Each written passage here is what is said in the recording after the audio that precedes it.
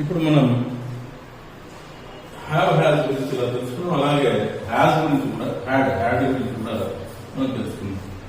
Had ని మనం ఏ tense లో వాడాలంటే పాస్ట్ టెన్స్ లో వాడాలి. హ్యాడ్ ని మనం పాస్ట్ టెన్స్ లో వాడాలి. అలాగే సబ్జెక్ట్ విషయానికి వచ్చేటప్పటికి ఏ సబ్జెక్ట్స్ తో వాడాలి వీటిని, దీన్ని ఏ సబ్జెక్ట్ తో వాడాలి? సింగులర్ సబ్జెక్ట్ లోను తర్వాత ప్లూరల్ సబ్జెక్ట్ లోను వాడచ్చు. అంటే సింగులర్ అయినా ప్లూరల్ అయినా there is no rule at all. దీనికి సింగులరే వాడాలా ప్లూరల్ వాడాలి, బోత్ వీ కెన్ యూజ్, రెండింటితో వాడచ్చు.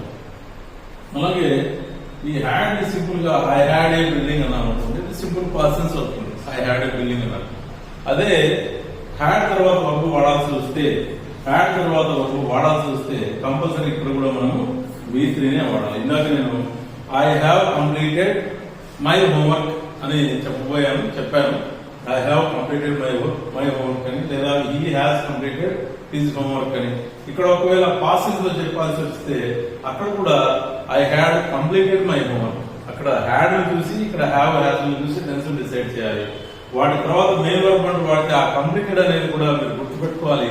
కంప్లీట్ అంటే V1, V2 ఏమైతుంది కంప్లీటెడ్ అవుతుంది, V3 కూడా కంప్లీటెడ్, V4 కంప్లీటింగ్ అవుతుంది. సో ఈ కంప్లీటెడ్ అనేది V2 ఏమో అని మీరు పొరపాటుగా అనుకునేది లేదు, కంపల్సరీగా అది V3 అవుతుంది. సో వీటి తర్వాత హ్యావ్ హ్యాజ్ హ్యాడ్ తర్వాత ఎల్లప్పుడూ వర్బ్ వాడాల్సి వస్తే, మెయిన్ వర్బ్ వాడాల్సి వస్తే V3 తప్ప వేరే రాదు అనేది మీరు గుర్తుపెట్టుకోవడం ఇక్కడ చాలా చాలా ఇంపార్టెంట్.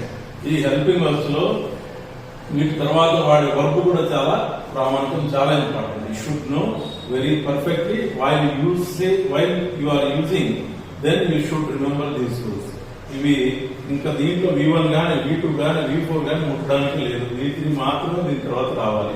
హ్యావ్ హ్యాజ్ ఇవి ప్రెజెంట్ టెన్స్ లో వస్తాయి, ఇది ప్రెజెంట్ టెన్స్ లో వస్తుంది. హ్యాడ్ పాస్ట్ టెన్స్ లో వస్తుంది.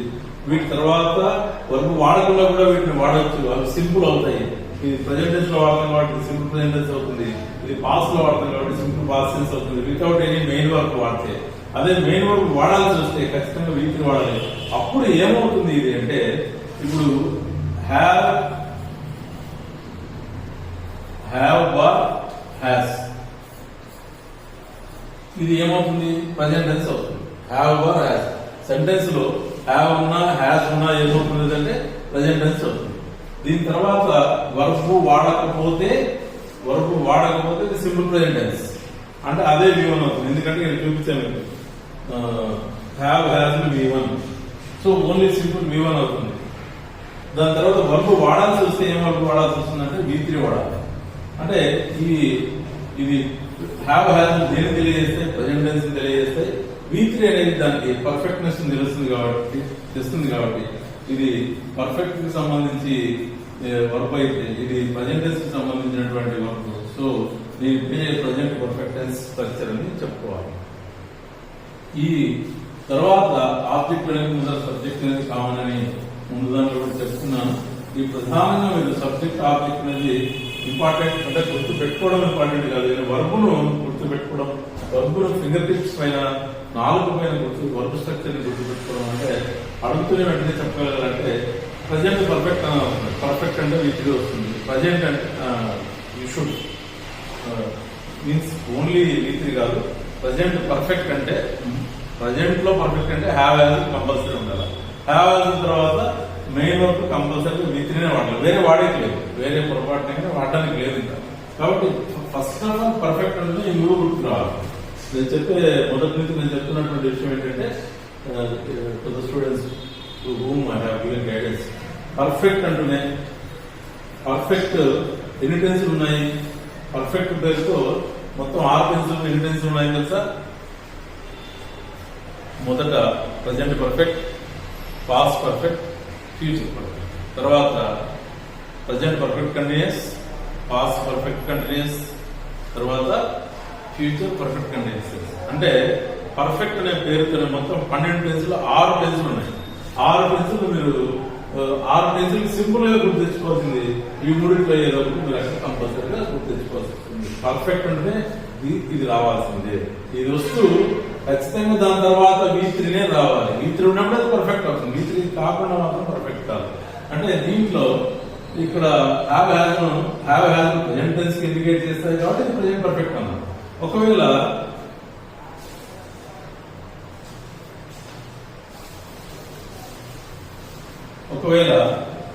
హ్యాడ్ తో వాడాలి. హ్యాడ్ ప్లస్ అంటే ఇక్కడ సబ్జెక్ట్ పెట్టి వర్బ్ పెట్టేసి ఇది సింపుల్ పాస్ట్ టెన్స్ అవుతుంది. సారీ, ఆబ్జెక్ట్ పెట్టేసి అంటే ఇది V2 కాబట్టి subject plus V2 plus object అనేది ఏమవుతుందంటే ఆటోమేటిక్ సింపుల్ పాస్ట్ టెన్స్ అవుతుంది. బట్ వేరే ఈ వర్బ్ తర్వాత ఈ హ్యాడ్ తర్వాత వర్బ్ను మనం వాడాల్సి వచ్చింది. వర్బ్ను మనం వాడాల్సిన పరిస్థితుల్లో ఏ వర్బ్ను వాడడానికి అవకాశం ఉందంటే ఓన్లీ ఇది యాక్సెప్ట్ చేసేది V3నే. వేరే V1 V2 V4 తన పక్కన యాక్సెప్ట్ చేయదు. కంపల్సరీగా V3 దాని యొక్క మూడో రూపమే, వర్బ్ యొక్క మూడో రూపమే మనం ఉంచాలి. ఆ తర్వాత ఆబ్జెక్ట్. ఇది హ్యాడ్ పాస్ట్ టెన్స్ కు ఎగ్జాంపుల్ గా నిలబడుతూ అంటే హ్యాడ్ అనేది ఇండికేషన్ గా పాస్ట్ టెన్స్ ఇండికేషన్ గా ఉంటూ అందులోనూ హ్యాడ్ తర్వాత V3 వాడడం వలన పాస్ట్ పర్ఫెక్ట్ గా ఇది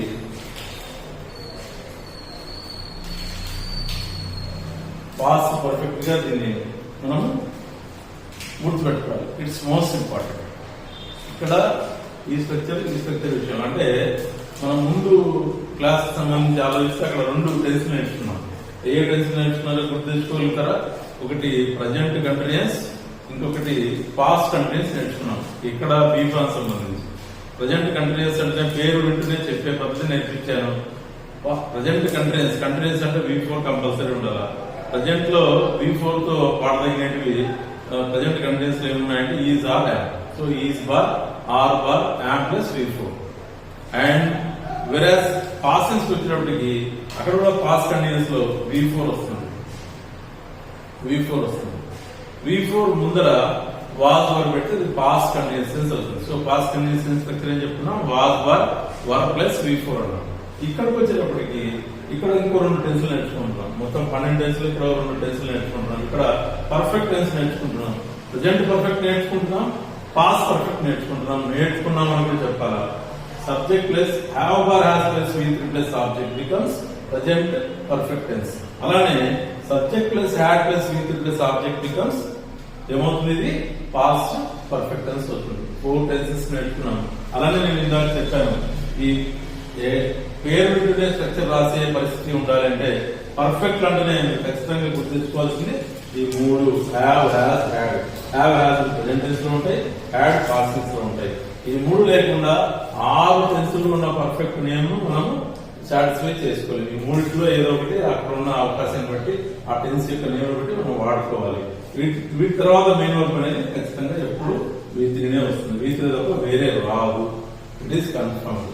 ఇది మనం హ్యావ్, హ్యాస్, హ్యాడ్ గురించి తెలుసుకునేటువంటి బేసిక్ ఇన్ఫర్మేషన్ మనం కలిగి ఉంటే it becomes very easy to understand whatever we are going to learn. మన దగ్గర ఉన్న పుస్తకాలను చూసే నేర్చుకున్నా, చదివినా, ఇంకా ఎవరైనా చెప్పేది విన్నా, తెలిసినా బేసిక్ గా అండర్స్టాండింగ్ అనేది, బేసిక్స్ పైన ఒక గ్రిప్ ఉంటే అండర్స్టాండింగ్ అనేది it becomes very easy. So మనం మొత్తం ఈ 19లో బీ ఫార్మ్స్ 5, తర్వాత ఇప్పుడు హ్యావ్ ఫార్మ్స్ 3, ఇవి 3 అయితే హ్యావ్ ఒకటి, హ్యాస్ ఒకటి, హ్యాడ్ ఒకటి, 3 అవుతాయి. అంటే ఇప్పుడు 19లో 8 నేర్చుకున్నాం. ఇప్పుడు ఇంకా 11 ఉన్నాయి. ఆ 11లో నెక్స్ట్ నేర్చుకోబోయేది, దీని తర్వాత నెక్స్ట్ నేర్చుకోబోయేది ఇప్పుడు డిస్కస్ చేస్తాం. ఒకసారి మనం బీఫామ్స్ మొత్తం గుర్తు తెచ్చుకుంటే బీఫామ్స్ ఎన్ని ఉన్నాయి మళ్ళీ అడుగుతున్నాయి అనుకోదంటే యూ షుడ్ ఫీల్ ఎలా అంటే you should feel it is very easy to remember అన్నట్టు కావాలని నేను అడుగుతా ఉన్నాను. బీఫామ్స్ మొత్తం 5 ఉన్నాయి. ప్రెజెంట్ టెన్స్ లో 3 ఉన్నాయి. Is are am present tense లో 3 ఉన్నాయి. పాస్ట్ టెన్స్ లో వాజ్ 2 ఉన్నాయి. వీటి తర్వాత ఎల్లప్పుడూ ఏ వర్బ్ తీసుకోవచ్చు అంటే V3ని కానీ V4ని కానీ తీసుకోవచ్చు. V3 తీసుకుంటే అది ప్యాసివ్ వాయిస్ అవుతుంది. V4 తీసుకుంటే కంటిన్యూస్ అవుతుంది. ఏ కంటిన్యూస్ అంటే ఈజ్ ఆర్ యామ్లు ప్రెజెంట్ టెన్స్ లో ఉన్నాయి కాబట్టి దాని తర్వాత V4 వస్తే present continuous. Was past tense లో ఉన్నాయి కాబట్టి దాని తర్వాత V4 వస్తే అది పాస్ట్ కంటిన్యూస్ అవుతుంది. తర్వాత ఈజ్ ఆర్ యామ్లో ఏది ఏ దానికి వాడాలని కూడా చెప్పాను. ఈజ్ అనేది సింగిల్ సబ్జెక్ట్ వాడాలి, ఆర్ అనేది ప్లూరల్ సబ్జెక్ట్ వాడాలి, యామ్ అనేది ఐతో వాడాలి, వాజ్ అనేది సింగులర్ సబ్జెక్ట్ వాడాలి, వర్ అనేది ప్లూరల్ సబ్జెక్ట్ వాడాలి. అలాగే వరని ఐతో కూడా వాడచ్చని చెప్పాను. అంటే ఇమాజినరీ కండిషన్ విషయంలో గుర్తు చేశాను నేను. ఇమాజినరీ కండిషన్ లో మాత్రం ఐ సింగులర్ అయినప్పటికీ if I were a bird I would fly high అని, if I were you I would get first rank అని, అలా ఇమాజినేషన్ కోసం వాడచ్చని కూడా నేను మీకు గుర్తు చేశాను. మళ్ళీ అక్కడ బీ ఫార్మ్స్ వదిలేసి వచ్చిన తర్వాత మనం మిగిలిన వాటిలో ఉన్నటువంటి ఈ హ్యావ్ ఫార్మ్స్ తీసుకుంటే have forms are 3. Have, has, had. Have and has should be used in present tense only. Had should be used in past tense only. With have should be used with plural subject only. Have should be used with plural subject only, and also as well as, and also you can use have with I తో కూడా నేను ఇక్కడ రాసి చూపించాను మీకు. I కూడా మీరు you should take into consideration. Have వాడాలనుకుంటాం. అలానే whereas has విషయానికి వస్తే you should use has with singular subject only always. కంపల్సరీగా సింగులర్ సబ్జెక్ట్ మాత్రమే వాడాలి. when coming to had విషయానికి వస్తే ఎనీ సబ్జెక్ట్ అది సింగులర్ అయినా కానీ ప్లూరల్ అయినా కానీ మనం హ్యాడ్ వాడుకోవచ్చు. దాంట్లో అనుమానం లేదు, దాంట్లో మనం టెన్షన్ ఫీల్ కావాల్సిన పని లేదు. బట్ హ్యాడ్ ఏ టెన్స్ లో వస్తుందంటే it comes in past tense. Have అయినా, హ్యాజ్ అయినా, హ్యాడ్ అయినా వీటిని యాజ్ ఇట్ ఈస్ గా వాడినప్పుడు హ్యాడ్ ని యాజ్ ఇట్ ఈస్ గా ఏమీ డిస్టర్బ్ చేయకుండా హ్యాడ్ ని మాత్రమే వాడుతుంది. Past tense, simple past tense అవుతుంది. అదే హ్యావ్, హ్యాజ్ పక్కన ఏమి లేకుండా అంటే వేరే వర్క్స్ లేకుండా అలానే వాడితే ప్రెజెంట్ టెన్స్ లో ఉండి సింపుల్ ప్రెజెంట్ టెన్స్ అవుతాయి. బట్ వాటి తర్వాత నువ్వు వర్బ్ అండ్ వాడాల్సి వస్తే ఎప్పుడైనా కానీ కంపల్సరీగా you should use V3 only. V3 మాత్రమే వాడాలి. మీరు ఎన్ని సెంటెన్సెస్ అయినా మీ టెక్స్ట్ బుక్స్ లో వచ్చిన మ్యాటర్, టెక్స్ట్ బుక్ లో వచ్చిన సబ్జెక్ట్ ఏ సబ్జెక్ట్ అయినా కానీ అది లోయర్ క్లాస్ లో ఈవీఎస్ కావచ్చు, ఇంగ్లీష్ కావచ్చు, మ్యాథ్స్ కావచ్చు, ఇక్కడ హై స్కూల్లో సోషల్ కావచ్చు, సైన్స్ కావచ్చు, అందులో మళ్ళీ సైన్స్ లో 2 ఉన్నాయి కదా, PSC, NS, any subject or any paper you can read in English. ఈ నాలెడ్జ్ అనేది కంపల్సరీగా మీరు ఇంప్లై చేస్తా పోతే, అప్లికేషన్ చేస్తా వెళ్తే మీకు అక్కడ తెలిసిపోతూ ఈజీగా దీని తర్వాత ఇవే కదా వాడాల్సింది అనేది ఇంకా సింపుల్ గా మీరు గుర్తుపెట్టుకునే అవకాశం వస్తుంది. You should write all these things in your running notes. కంపల్సరీగా మీరు మీ రన్నింగ్ నోట్స్ లో ఈ వీడియోను పాస్ చేసి రాసుకుని మళ్ళీ 1, 2, 3 సార్లు ఈ వీడియోను వింటే, ఒకవేళ నా వాయిస్ ఏదైనా ఫాస్ట్ గా ఉంది, ఆడియబుల్ గా లేదు అంటే నేను I'm shooting this over cell phone only, so it should be like this, than this I can't support. మీరు 1, 2, 3 సార్లు వినే ఆలోచన ఉంటే, if you are interested you can. Otherwise ఇది మాకంతా తెలుసు అంటే just leave my video, no problem, don't see my video. మీకు అవసరం అనుకుంటేనే దీన్ని 1, 4 సార్లు చూడండి, 2 సార్లు చూడండి. మాకంతా వచ్చు, మాకంతా తెలుసు అనుకుంటే leave the video. Sir regarding have forms కి సంబంధించి ఇది నేను ఇలా చెప్పాను. తర్వాత ఈ ఇందాక చెప్పాను కదా, be forms 5 plus have forms 3 కలిపితే 8 అయిపోయినాయి. ఇంకా 11 ఉన్నాయి. ఈ 11 లో నెక్స్ట్ 3 ఉన్నాయి. ఈ 3 తీసేసిన తర్వాత ఇంకొక 8 ఫార్మ్స్ మిగులుతుంది. ఆ 3 ఏవి అనేది ఇప్పుడు మనం డిస్కస్ చేస్తాం.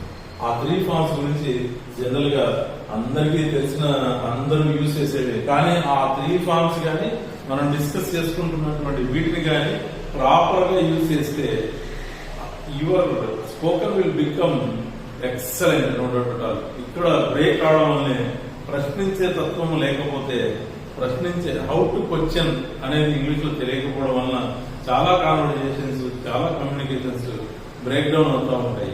Otherwise if you know how to question it will be very good. ఇంకా డీప్ గా అంటే వీటిని ఒక మనం పాజిటివ్ సెంటెన్స్ లోనే మాట్లాడుకుంటున్నాం, నెగిటివ్ లో మాట్లాడుకోవడం లేదు, ఇంటరాక్టివ్ లో మాట్లాడుకోవడం లేదు.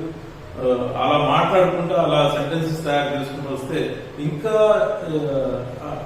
You can get abundant knowledge and abundant information also.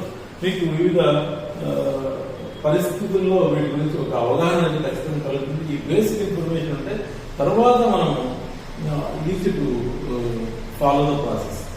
ఈ బేసిక్స్ పైన పట్టలేకుండా జస్ట్ లైన్ గా సెంటెన్స్ ఎక్కడ బైహార్ట్ చేసి నేర్చుకోవాలంటే అది కుదరదు.